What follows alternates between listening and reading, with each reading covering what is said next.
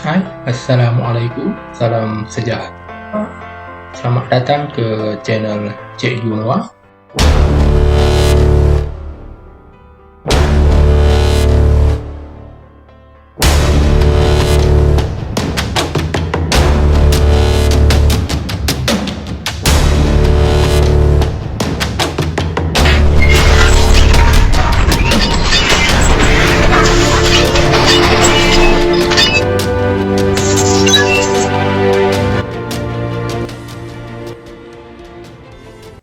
Untuk perkongsian pada kali ini, kita akan bincangkan berkenaan dengan tajuk reka bentuk aquaponik. Di mana kita akan cover dua objektif, iaitu yang pertama menyatakan maksud aquaponik dan menerangkan reka bentuk sistem aquaponik, dan juga kita akan tengok bagaimana untuk menjelaskan kelebihan reka bentuk aquaponik. Dua objektif yang kita akan pelajari pada pertemuan kali ini. Sebelum kita pergi detail berkenaan dengan reka bentuk aquaponik ini, kita tengok dulu sejarah ataupun pengenalan berkenaan dengan sistem aquaponik ini, yang mana ianya berasal daripada peradaban Aztec, iaitu suku kaum di Meksiko. Di mana pada masa itu mereka mengamalkan sistem pertanian yang dinamakan Chinampa, iaitu menggunakan perairan cetek yang tidak dalam lah, dan menggunakan kombinasi aquakultur dan juga tanaman. Aquakultur maknanya hidupan dalam air, dan juga pokoklah tanaman. Dan pada masa sekarang ini, aquaponik ini dijadikan hobi dan juga sebagai satu perniagaan. Di mana sistem ini dihasilkan dengan lebih kreatif, sebagai landscape kawasan rumah, di taman-taman di sekolah, dan juga di bangunan pejabat. Kalau kita tengok di kediaman jenis apartmen pun, mudah untuk mengamalkan sistem ini. Apa itu aquaponik? Merupakan satu teknologi pertanian yang menggabungkan aquakultur, yaitu tanaman dalam hidupan dalam air lah, dengan aktiviti hidroponik. Kita dah belajar masa tingkatan 1 hidroponik, iaitu tanaman yang tidak menggunakan tanah, dalam satu pusingan air. Maknanya air akan bergerak, daripada kolam ikan dia akan naik ke tanaman, dia turun semula ke kolam, dia naik semula, begitulah seterusnya. Aquakultur adalah aktiviti ternakan ikan, dan hidroponik iaitu tanaman tanpa media tanah. Sebenarnya bukan saja ikan, pada zaman sekarang ini banyak lagi hidupan air yang menggunakan sistem aquaponik ini. Lobster, unsur-unsur yang sangat penting dalam aquaponik ini. Yang pertama masih ada ikan lah, ataupun hidupan air, iaitu yang mengeluarkan sisa makanan yang mengandungi amonia dan juga kotoran bagi tanaman. Ikan ni bila dia makan, dia akan mengeluarkan najis. Kemudian dalam air itu ada bakteria. Fungsi bakteria adalah untuk menapis dan mengubah amonia menjadi nitrat dan zat yang berfungsi sebagai baja kepada tanaman. Ikan dia keluarkan amonia dan juga kotoran, Bakteria yang memang hidup dalam air itu akan menapis dan mengubah amonia untuk menjadi nitrat yang berfungsi sebagai baja kepada tanaman itu, dan ada tanaman yang menyalurkan oksigen dan air yang bebas amonia yang diperlukan oleh ikan. Amonia tadi telah diserap oleh tumbuhan ini, dia menyalurkan air yang bersih semula kepada kolam ikan. Begitulah dia punya kitarannya. Tujuan aquaponik. Kenapa diperkenalkan, dibina sistem aquaponik ini? Yang pertama, untuk mengekalkan kualiti air. Okey,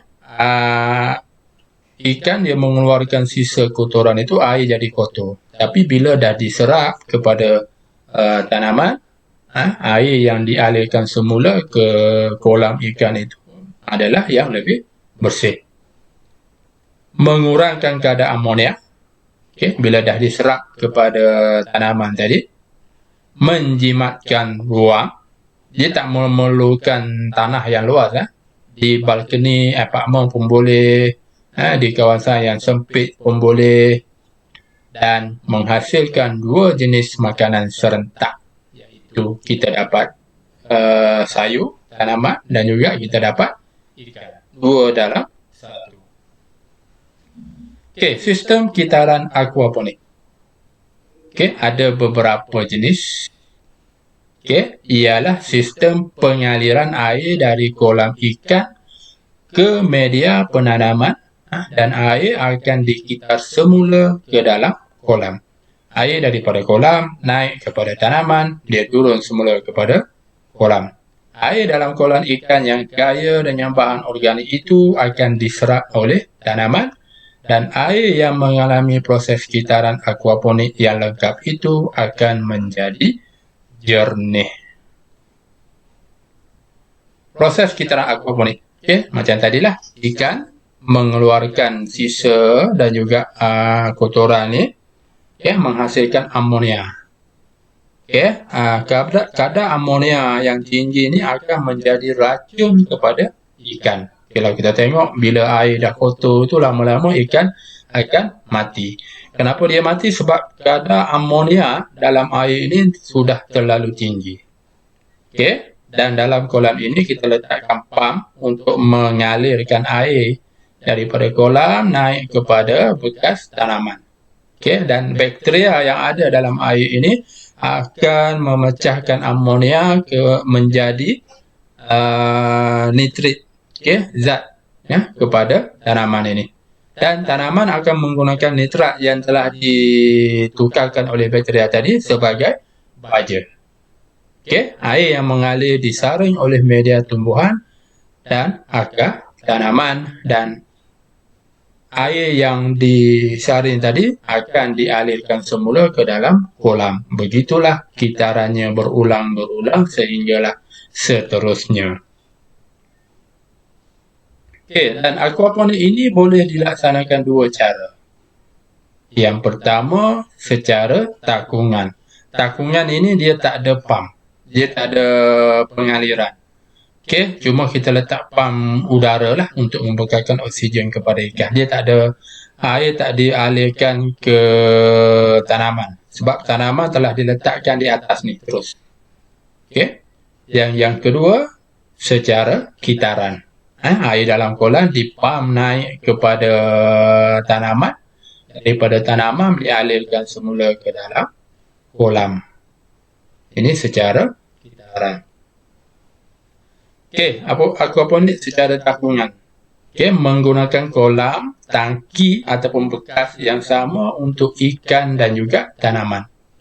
Dan ikan dipelihara di dalam bekas dan tanaman berada di dalam permukaan air dengan akar yang terendam. Atas ni kita letak tanaman, akar dia terendam dalam air ni. Dia terus dapat menyerap zat dan nutrien dalam kolam ini terus, takungan ini. Ini secara takungan. Dan yang kedua, ini secara takungan lah. Kalau kita tengok, kalau kita tarik dia punya penutup ini atasnya, okey, nampak bawahnya akar terus dalam kolam ikan. Okey, aquaponik secara kitaran macam tadilah, air daripada kolam dipam kepada tanaman.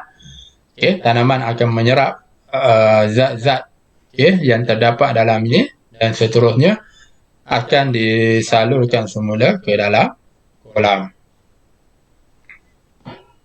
Menggunakan dua jenis tangki, iaitu tangki ikan dan juga bekas tanaman yang berasingan. Dia berlainan. Satu bekas untuk ikan, satu bekas untuk tanaman. Dan media tanaman yang digunakan, media ni kita untuk menggantikan tanah lah. Media, kita panggil dia media. Sama ada kita guna batu kerikil ataupun biasa kita guna hidroton yang bulat-bulat tu, dan juga media-media yang sesuai lah. Bahkan kita guna span saja pun boleh sebagai media. Kelebihannya menyediakan oksigen untuk tanaman lebih terjamin. Karena dia ada ruang. So tanaman ini dia dapat oksigen lebih. Membuat tanaman lebih sihat dan juga mengurangkan risiko busuk akar. Sebabnya akar tidak terus terendam dalam air. So dia risiko untuk akar tu busuk kuranglah. Model aquaponik. Okey, ada beberapa bentuk. Yang pertama, rough, ebb and flow. Yang ketiga, sistem NFT, near film teknik, teknik aliran nipis. Okey, di sistem rough. Sistem rough ni sistem rakit. Ini secara takungan. Okey, secara takungan lah, maknanya bekas tanaman terletak di atas ni, akar terus terendam. Diletakkan terus di atas permukaan air hingga akar terendam di dalam air. Kelebihannya akar tumbuhan ini lebih menyerap nutrien organik di dalam air secara langsung. Terus dia dapat serap nutrien yang ada dalam kolam itu. Tumbuhan lebih cepat. Tumbuhan tumbuh lebih cepat berbanding dengan sistem lain. Sebabnya dia dapat terus menyerap nutrien tadi yang ada dalam kolam itu. Yang kedua, sistem ebb and flow. Ini secara kitaran lah. Dikenali sebagai sistem pasang surut. Sistem ini berfungsi dengan menggunakan loceng sifon. Kalau kita tengok dekat tengah ini adalah dia punya loceng sifon. Loceng sifon mengalirkan air dari media penanaman apabila air sudah memenuhi media penanaman. Air daripada kolam diserap masuk kepada media penanaman. Air akan memenuhi kawasan media penanaman ini dulu. And then bila media penanaman ini sudah dipenuhi air akan mengalir ke loceng sifon. Dan sistem aquaponik yang sederhana jika dibandingkan dengan sistem rough dan juga sistem NFT. Dan yang ketiga, sistem NFT, iaitu near film teknik.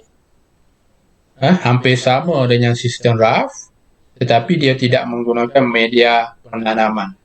Dan akarnya menyentuh lapisan yang mengalir. Akarnya dia terus sentuh air yang mengalir ini untuk menyerap nutrien. Air yang mengalir tidak boleh bertakung dan mengalirnya cepat. Air dia sentiasa mengalir, dia tak bertakung dalam bekasnya. Dan kelebihannya, air yang digunakan untuk mengairi tumbuhan adalah sedikit. Juga boleh dibuat secara menegak. Kita letakkan bekas ini secara menegak. Dan juga dia ringan dan fleksibel. Mudah untuk kita alihkan. Ini contoh sistem NFT. Sama ada secara mendatar. Air masuk di satu hujung, dia akan keluar di satu hujung. Ataupun ini secara menegak. Kita letakkan pipe di atas ini, dia akan mengalir. Tumbuhan yang ada di sekeliling tiang ini akan dapat menyeraplah nutrien daripada air yang mengalir di dalam ini. Okey, ini contoh sistem NFT, Near Field Technique. Okey, perbandingan antara ketiga-tiga sistem aquaponik ini tadi. Okey, diletakkan skala 1 hingga 3 lah.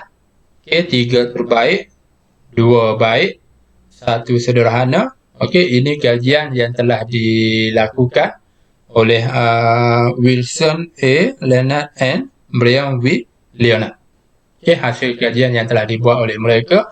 Yang pertama dari segi pertumbuhan jisim tumbuhan, okey, sistem ebb and flow lagi baik. Ebb and flow 3, RAF 2, NFT 1. Yang kedua dari segi pertumbuhan bebas tumbuhan, ebb and flow juga yang terbaik. Okey, RAF 2 iaitu baik, NFT 2. Okey, baik juga.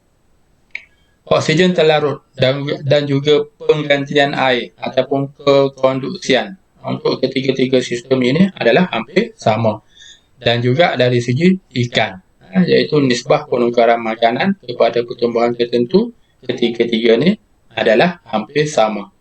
So, daripada hasil kajian ini, kita dapat perhatikan di sini maknanya sistem ebb and flow yang terbaik lah. Okay, sebab dia ada kategori 3 kalau ikut analisa perbandingan ini. Okay, kelebihan dan kelemahan sistem aquaponik untuk ketiga-tiga sistem ini tadi. Yang pertama, sistem RAF. Kelebihannya, akar tanaman dapat menyerap nutrien terus daripada air sebab dia terletak di atas takungan itu. Tanaman tumbuhnya lebih cepat, produktiviti sistem lebih tinggi. Tetapi ada kelemahannya iaitu terdedah dengan serangan bakteria yang menyebabkan akar mudah repot. Bakteria yang hidup dalam air itu akan menyerang akar sebab akar terendam dalam air.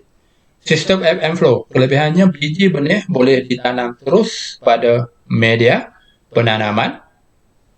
Okay, tetapi kelemahannya memerlukan bekalan elektrik secara berterusan, penekanan dalam menyelenggara loceng sifon itu. Sebab dia kadang-kadang dia tersumbat. So, kita perlu selenggaranya dari masa ke semasa. Manakala untuk sistem aquaponik NFT, kelebihannya menggunakan kuantiti air yang sedikit dan pump yang kecil sahaja digunakan. Kelemahannya memerlukan penapis tambahan kerana media penanaman tidak mampu menapis dan penyemaian biji benih tidak dapat dilakukan secara terus. Itu saja perkongsian kita untuk kali ini. Sekiranya ianya bermanfaat, jangan lupa tekan like, subscribe dan share perkongsian ini. Kita berjumpa lagi di perkongsian yang akan datang. Sekian, terima kasih.